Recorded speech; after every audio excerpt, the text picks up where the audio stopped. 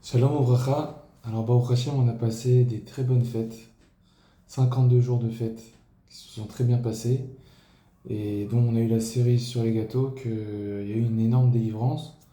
À un moment où il y a 2 ans, la délivrance n'était pas le bon terme, mais c'était plutôt des problèmes. Et Baruch Hashem, on a attendu 2 ans, on a beaucoup travaillé sur nous-mêmes, et il y a eu une très belle délivrance, Baruch Hashem.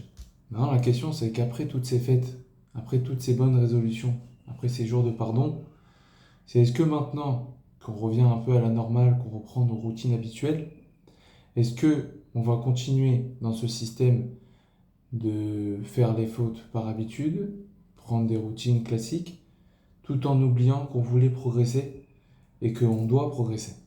Voilà, c'est ça la question qu'on doit voir. C'est est-ce qu'on va reprendre nos habitudes et surtout nos mauvaises habitudes?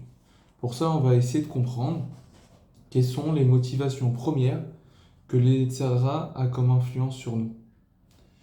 Pour ça, on va ramener le Gaon de Vilna, qui explique qu'il y a 3 types de motivations du Yetzirah qui sont liées en analogie avec les 3 possibilités de dommages que le taureau peut faire. Dans la Gemara, on explique comment un animal qui est à nous peut endommager. Alors, le plus fréquent dans la Gemara, c'est d'utiliser l'image du taureau. Le taureau, il a 3 manières d'endommager. Soit il endommage avec la corne, donc c'est pas technique, c'est pas technique qu'il utilise sa corne, mais c'est justement que sa corne représente le fait de vouloir nuire à la chose ou à autrui. D'accord? Ça, c'est ce que la corne représente, le fait de vouloir encorner quelque chose qui bouge. Deuxième chose, un animal peut abîmer en mangeant, tout simplement parce qu'il apprécie ce fruit, donc il va le manger. Donc ça, c'est représenté par la dent dans la Torah, dans la Gemara en tout cas. Et la troisième possibilité que le taureau peut faire un dommage, c'est avec son pied. Pas en piétinant avec une volonté, mais en marchant, il va le faire tomber. En marchant, il va l'écraser. Il n'y a eu aucune volonté précise. D'accord? Ça, c'est les 3 types de dommages, 3 archétypes que le taureau peut endommager. Le Gaon de Vilna vient sur place et nous explique que ces 3 dommages représentent les 3 motivations du Yetzer Hara. C'est-à-dire que le Keren, qui représente le fait d'avoir la volonté d'endommager, et ben ça représente l'orgueil. Ça représente l'orgueil, de vouloir être au-dessus de l'autre. Donc on va le nuire pour être au-dessus de l'autre. On peut faire un petit aparté que la corne représente aussi la couronne de l'animal et peut représenter aussi l'ego de l'homme. Pareil, il y a aussi la dent, qui est la volonté de prendre du plaisir. Et ben c'est l'état avot, c'est les plaisirs de l'homme. Donc une des motivations du Yetzer Hara, c'est de nous donner l'envie et le plaisir de vouloir faire cette avéra. Et la troisième, et c'est la pire, c'est le pied. Le pied représentant les habitudes.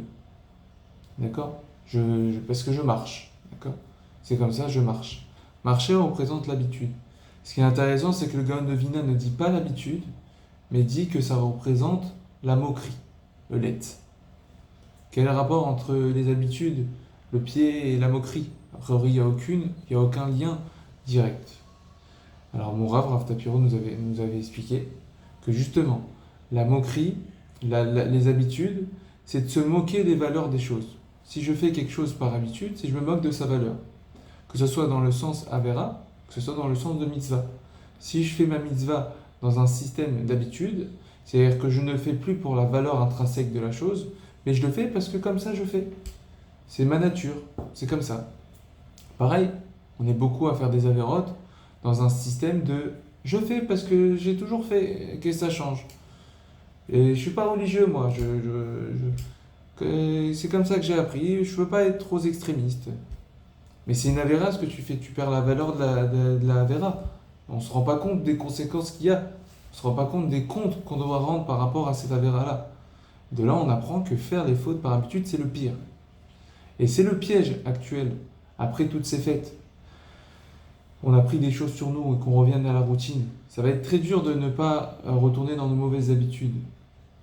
Ou même après que, au Hachem, les Khatoufim, les personnes qui étaient captives, ont été restaurées, ont pu revenir en Eretz Israël. Et bah, peut-être on va vouloir moins prendre de choses sur nous.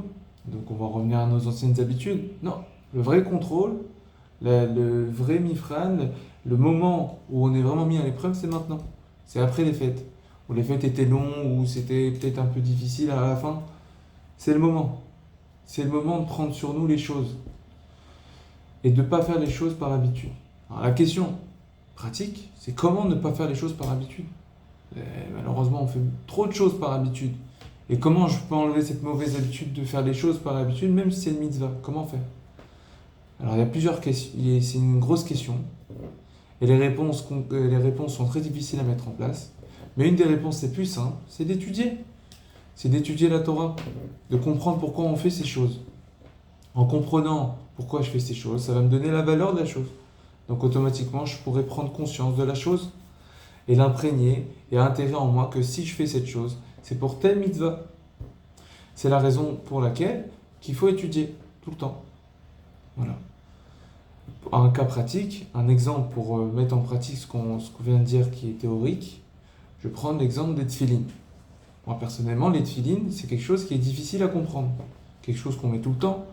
Dans les lois, il y a énormément de choses qu'on appelle halakha et Moshe Sinaï. C'est-à-dire c'est des choses que, voilà, c'est comme ça que Moshe il a reçu au Mont Sinaï et il n'y a pas à discuter.